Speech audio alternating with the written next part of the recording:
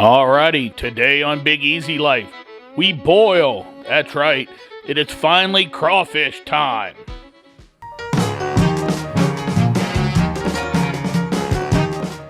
Alright folks, welcome to the Big Easy residence here. We are actually going to do this whole crawfish boil. I'll narrate for you, as it is Little Easy's birthday that we're doing it for. You can see we've got 2 pots set up, and there are those beautiful crawfish we have. 2 sacks worth, about 75 pounds. I'm going to throw a little history at you as we look at all this. So if you visit us here in Louisiana, especially in the spring, you've heard of the crawfish boil. Well, as you watch us prepare this amazing tradition, I'll take a few minutes to let you know where it came from, then we'll get to eating. You can see I've got most of my ingredients sitting outside, and I'm going to start cutting up some things, basically my lemons for the boil itself. We'll get started with those. That's my father there checking the pots as we get them up to boil. My runaway onions, you never know what they're going to do. It's pretty interesting when you start looking at the history of them. I always make the joke that it's kind of weird who was the first person to decide they wanted to eat a crawfish, and it was recognized that the local Native Americans, the Choctaw and the Homa tribe, were probably the first one to do that. That is little red potatoes that we're prepping there to go in both boils. And here I am inside getting the other good stuff that'll go in there. I have button mushrooms, asparagus, smoked sausage, and celery all sitting out on the counter. So the first Europeans here noticed the Native Americans with deer meat on a stick catching the mud bugs out of the marsh so that they could eat them. This was all documented in the early 1600s. The Homa tribe used the red crawfish as their symbol, the feisty crawfish who raised their claws in defense instead of backing down, symbolizing the Homa tribe's resilience and power. We did about 3 pounds of smoked sausage, you can see me cutting up there, to go in, because everybody loves the smoked sausage once it's in the boil.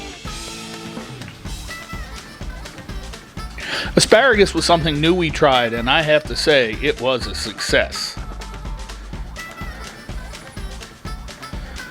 Now I'm using a couple of different things there. You see Zatarain's liquid crab boil, Zatarain's regular crab boil, and then Rouse's, our local supermarket, has the pre-mixed boil with all the ingredients in there. The cayenne, onion powder, garlic powder, paprika, the whole bit.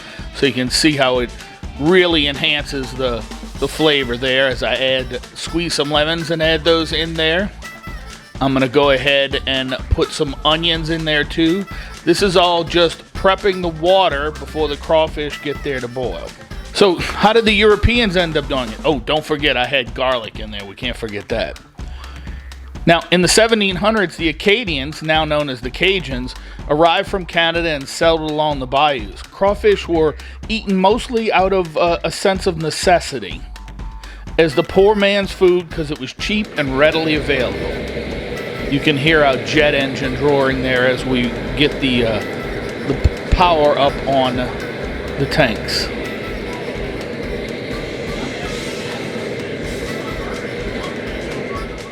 Oh, and it's time for that first sack of crawfish that's going to go in.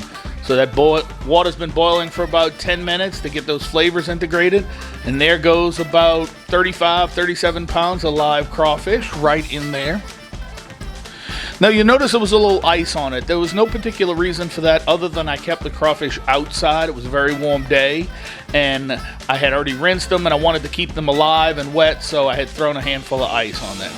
And that's it. Cover will go back on as we bring it back up to a boil.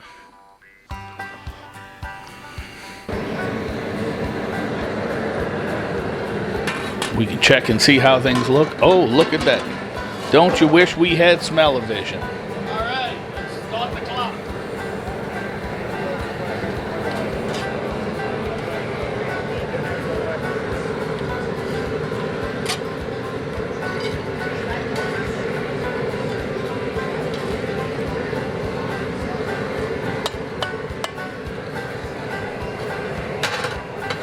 But we'll have those on the clock. They'll boil now for, about 5 minutes. And now I'm shutting off that first tank, because it takes no time to get that crawfish meat cooked, but to get that flavor, the trick to these, to really make them something special, is the soak time. So you can see my father's going to cool down that pot a little bit. Not too much water. Nope, not too much inside. That'll reduce the flavor. But as he cools it down enough so that we're going to be able to shift it over and keep doing several things at once. And we'll let these soak for 20 or 30 minutes.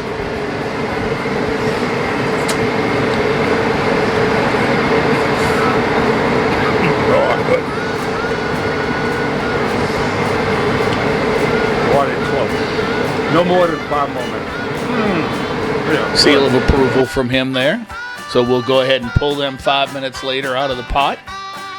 And all I'm doing is lifting them up to drain them off for a few minutes.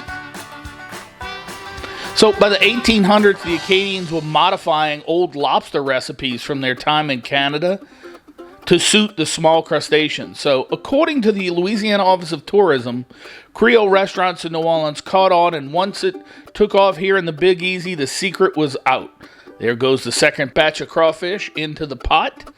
They also have the boil as well as lemons, onions, and garlic. By the 20th century, crawfish boils became a spring tradition here in Louisiana.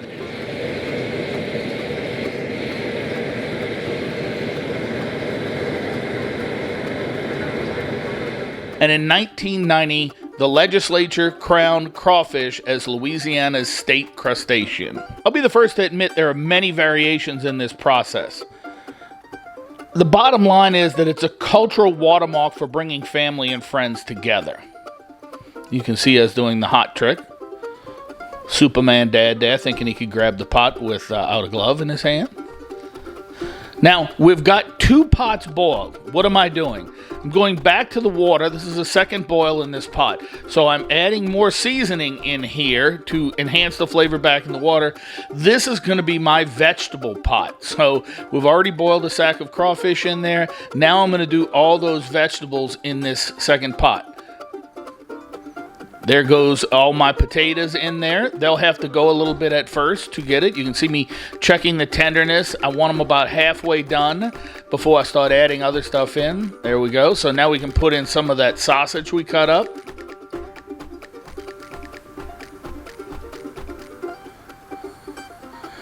And I'm going to go ahead and put my corn. Now, this corn was defrosted. Lots of times people will drop the corn in while it's still frozen, closer to the end. At that point, that change in temperature will help cool everything down, and it'll suck a lot of the flavor into that corn.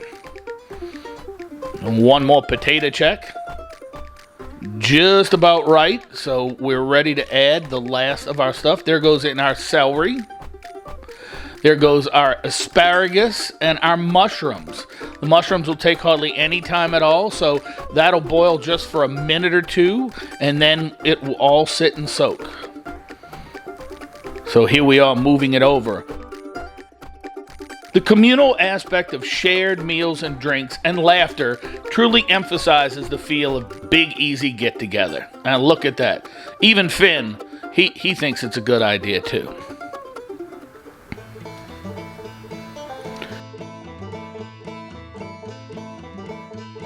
There's all those wonderful vegetables.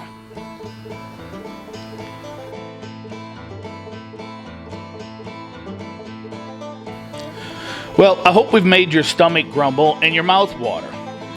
I'll say that we have often gotten crawfish out at restaurants and the like, but nothing beats boiling at home with the people closest to you.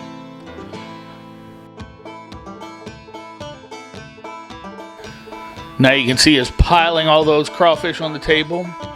My father is definitely the poison tester. He's going to keep checking them to make sure that they're safe for everyone.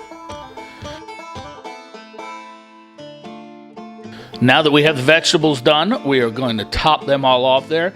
As I was saying, some people put the vegetables in with the crawfish when it's boiled, and there's no right or wrong way. I do it that way because I find that the boiling crawfish tend to beat up and damage the potatoes some, and I don't like that. So I do the vegetables separate, and I can control the time on them.